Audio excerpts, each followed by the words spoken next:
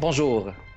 C'est avec plaisir que nous accueillons aujourd'hui M. Martin Landry, enseignant d'histoire et spécialiste de la vulgarisation historique au Québec.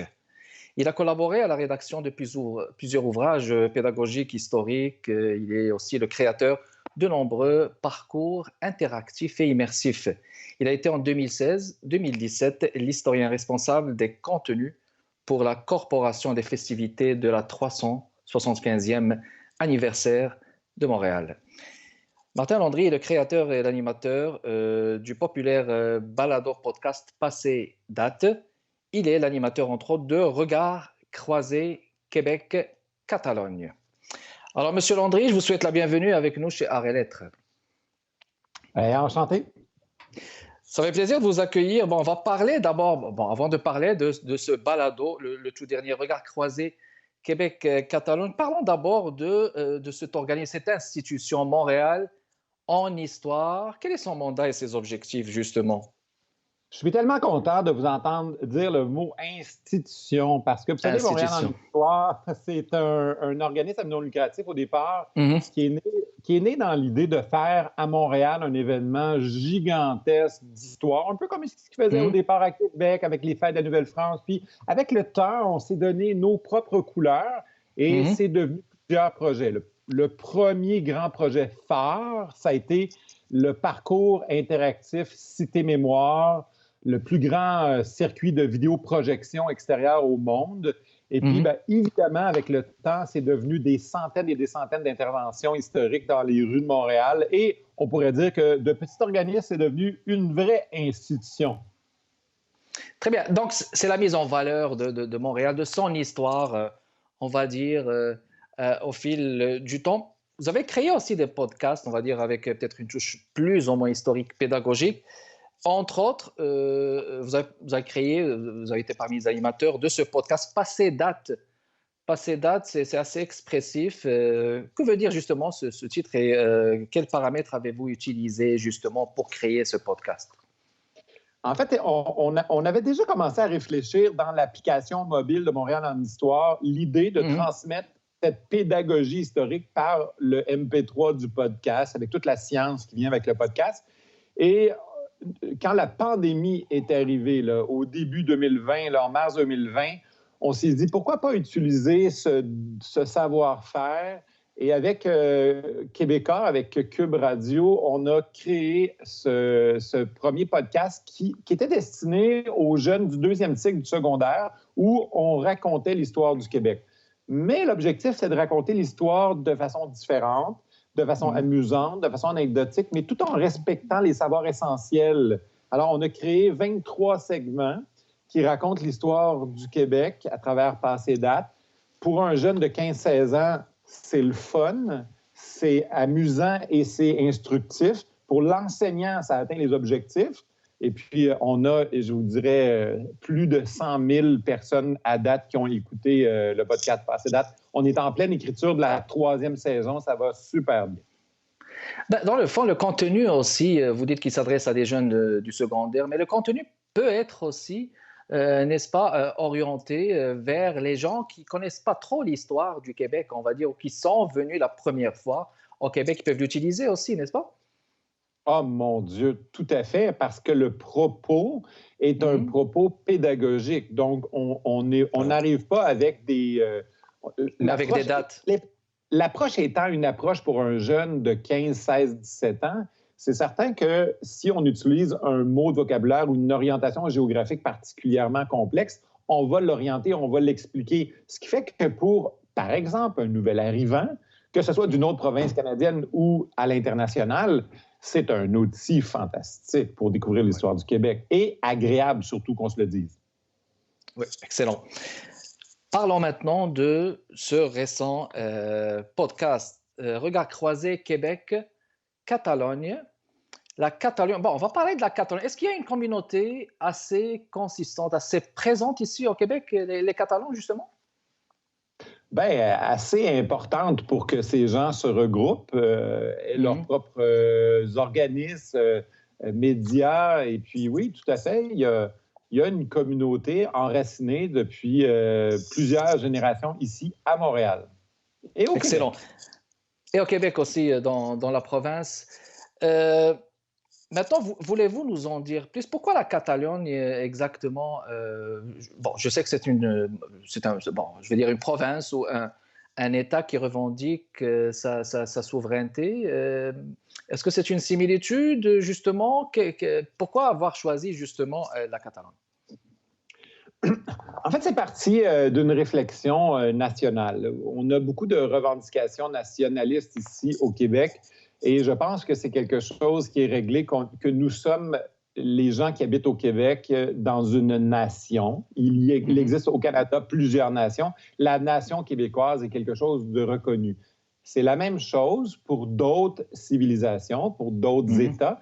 Et l'État espagnol doit reconnaître la nation catalane. C'est une culture distincte. Et on a, à ce sens, énormément de similitudes. Et c'est très intéressant d'aller regarder nos différences, mais aussi nos ressemblances, puis de discuter. Et on a quelque chose de très important ici à Montréal.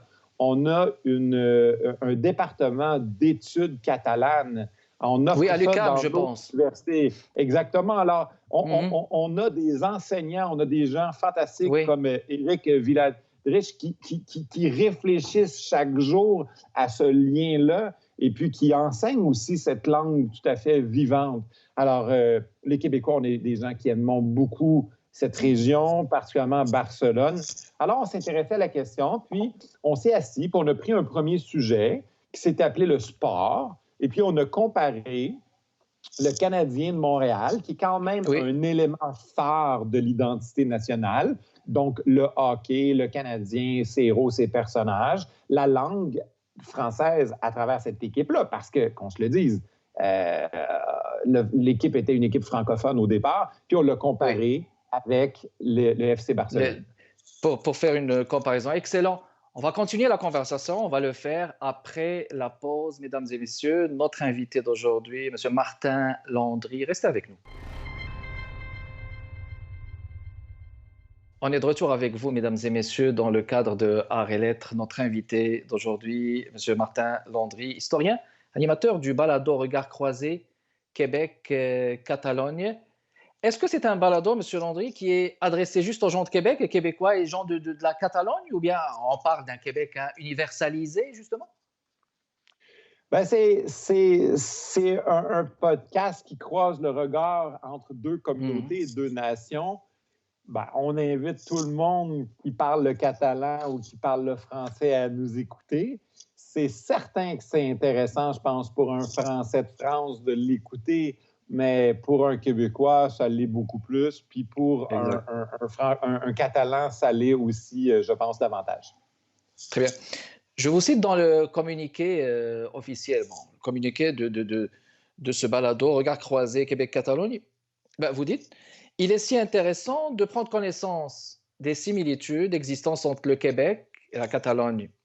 Une nation dans une autre nation, une minorité linguistique dans leurs pays respectifs, des différences culturelles avec leurs voisins, les monarchies, la religion et certains enjeux de préservation culturelle. Que l'on soit artiste, sportif ou scientifique, ce balado en interpellera plus d'un. Justement, en quoi le facteur linguistique est toujours motivateur et créateur de fusion entre les peuples de votre point de vue? La langue est le moteur de nos cultures et c'est universel. Alors, il n'y aurait pas de culture distincte italienne s'il n'y avait pas de langue italienne. Alors, c'est de là l'importance. On est nombreux, hein, nous, les Québécois, à débarquer à Barcelone, puis en s'adressant à tout le monde en espagnol. Bon, ces gens-là parlent catalan. C'est une culture distincte qui a sa place dans l'histoire et c'est intéressant qu'on le réalise et qu'on le découvre sous cet angle-là. Comme nous, ici au Québec, on demande à ce que les gens qui arrivent d'ailleurs, qui viennent nous visiter, les touristes, qui réalisent la chance qu'ils ont de faire une belle tournée pan-canadienne et quand ils arrivent au Québec, qu'il y ait une perspective, qui viennent chercher l'essence de notre ADN, puis ça passe par la langue. Alors, on a voulu croiser le regard de ces deux communautés Et puis, on va se servir, c'est certain, de la langue, toujours. Ça sera toujours à l'épicentre de nos discussions, mais on va se servir de d'autres éléments que la langue. On va se déborder cette particularité. Mais moi, je reviens avec le principe que si s'est développé une culture catalane, c'est parce qu'il y avait une langue catalane. Une langue avant catalane, d'accord. Combien d'épisodes sont justement présentés, M. Landry, dans ce podcast? La première saison, c'est 6 épisodes qu'on fait en miroir, ce qui veut dire 12 au total. 6 épisodes avec 6 thèmes en français et 6 en catalan, ce qui nous fait 12 au total. Très bien. Et puis, là j'ai devant moi certaines thématiques, par exemple, mais surtout, je suis fasciné par celle-là. Là. Quand le FC Barcelone rencontre les Canadiens de Montréal, c'est un fascinant épisode, justement. Voulez-vous nous en dire plus? Bon, peut-être moi, je n'ai pas vu, peut-être d'autres personnes n'ont pas vu. En quoi est-ce que c'était original? Voulez-vous nous en dire plus? On a initié le projet en assoyant un fan, Marc Duran, un fan du FC Barcelone et un fan des Canadiens de Montréal, l'historien Martin Landry. On les a assis ensemble. Marc est un journaliste catalan qui vit aujourd'hui à Montréal et on a eu une discussion ensemble avec des thèmes. Alors, on a commencé avec les origines du club de foot, les origines du club de hockey sur glace. Après ça, puis c'est intéressant, il y a le sport. Après ça, les enjeux, les difficultés, les succès, les jeunes, le lien avec la jeunesse. Alors, on s'est servi du prétexte du sport et on a constaté de belles similitudes, des combats de chaque société, mais aussi de très grandes différences entre l'enracinement culturel. Alors, c'est fascinant. Et c'est souvent, même si on a des origines communes, on se rend compte que le temps fait qu'on finit par avoir des différences. Et c'est intéressant de voir les différences de l'autre. Alors, tout à fait. Les différences qui déterminent, qui font converger que c'est la même humanité, finalement, par rapport à cela. Oui, je vous en prie. Et c'est intéressant, par exemple, le sujet de Maurice Richard, le Rocket. Pour beaucoup de fans de hockey depuis toujours, on connaît là, à peu près pourquoi ce gars-là était fantastique, mais de le placer dans un contexte culturel, sociologique plus large, tout le monde a à apprendre. Mais pour quelqu'un qui vit dans le monde catalan, on est capable, chez Maurice Richard, d'aller chercher des points d'ancrage d'autres personnages qui sont de l'autre bord de l'Atlantique et faire le miroir. C'est très intéressant. On construit tous nos héros sur à peu près les mêmes bases d'injustice, puis on fait ces liens-là. Parfait. Puis là, je vois d'autres... là, il y a le sport, mais il y a aussi les percées scientifiques et innovations, aussi à ce niveau-là. Langue, chanson chez nous. Bon, voulez-vous nous en dire plus, développer? En fait, je vais vous dire la façon qu'on construit le projet présentement.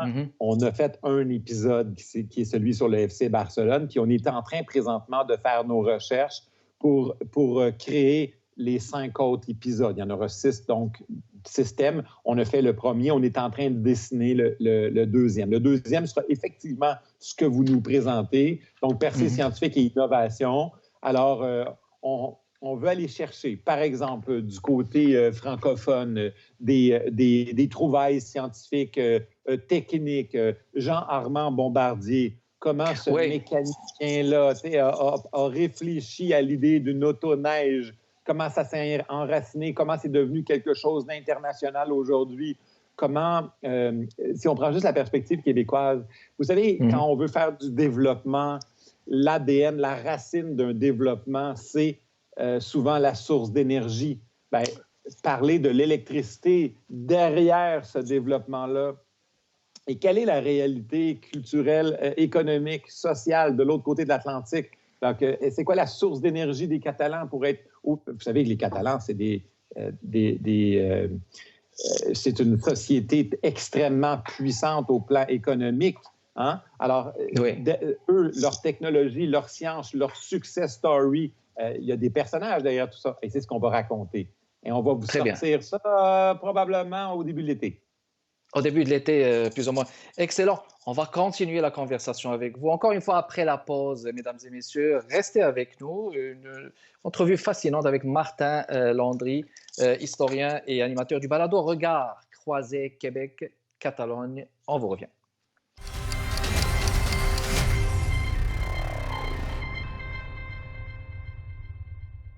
On est de retour avec vous, mesdames et messieurs, dans le cadre de Arts et Lettres. Regard croisé Québec-Catalogne, on accueille Martin Landry. On continue la discussion avec vous, Monsieur Landry. Bon, on parlait de sport, on parlait de percées scientifiques, n'est-ce pas? De langues et chansons de chez nous. Mais il y a aussi le côté environnement, la défense de la planète. Ben, les Québécois, on est les champions de la biodiversité, hein? On est une société qui est riche au point de vue, qui emprunte une très grande richesse au niveau environnemental. Et on a de très grands défis face à nous, comme l'humanité. Et puis, c'est intéressant d'aller aiguiser notre regard sur ce que nous faisons et d'aller comparer avec ce que nos amis dans ce balado, les Catalans, ont comme défi. Ces Catalans qui portent aussi des valeurs très distinctes par rapport à l'importance du côté de la planète, de l'environnement, de la préservation. Alors, on portera un regard dans un épisode qui sera pas probablement le 5e épisode. On portera un regard sur cette comparaison.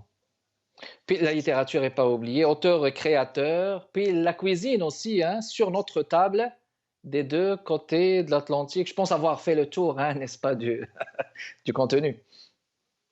Oui, bien, tu sais, on a des belles surprises à découvrir. Je ne sais pas si vous vous souvenez, il y a plusieurs années, on a un sommelier, François Chartier, qui a gagné beaucoup de prix internationaux, un Québécois qui a beaucoup rayonné. François Chartier, il a traversé l'océan, puis on le retrouve sur certaines tables. Je pense que c'était un globe-trotteur. Oui, puis on le retrouve là, derrière des ancrages de l'autre côté de l'Atlantique. C'est un petit peu ça qu'on veut faire. On veut voir comment, premièrement, Montréal, le Québec, mais Montréal, les produits du terroir québécois rayonnent énormément dans nos restaurants. Montréal est une plateforme de la gastronomie. Barcelone également. Le meilleur, la plus grande table au monde s'y retrouve. Mais aussi certaines histoires fascinantes par rapport à la nourriture. Je vous mets l'eau à la bouche un peu. Vous savez, certaines semences, des haricots en particulier, qui étaient à la base de l'alimentation catalane, malheureusement, avec l'évolution, ces produits ont complètement disparu et on les pensait perdus à tout jamais. Et il y a quelques années, on a découvert ces semences qui étaient restées préservées par des immigrants qui les avaient transportées ici à Montréal et on a réussi à réintégrer la semence en Europe. Écoutez, il y a des histoires fascinantes, des belles histoires d'amour, des regards croisés entre les deux communautés. Là. Tout à fait.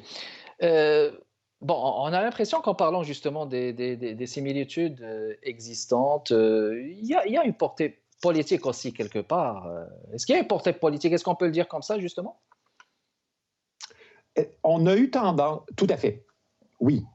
On a eu tendance, je pense, à utiliser la portée politique beaucoup. Et en fait, j'ai plutôt l'impression qu'on a, dans les années 80-90, porté notre regard uniquement sur cet angle politique. On a, je vous avoue, envie, dans ce balado-là, d'élargir le regard croisé.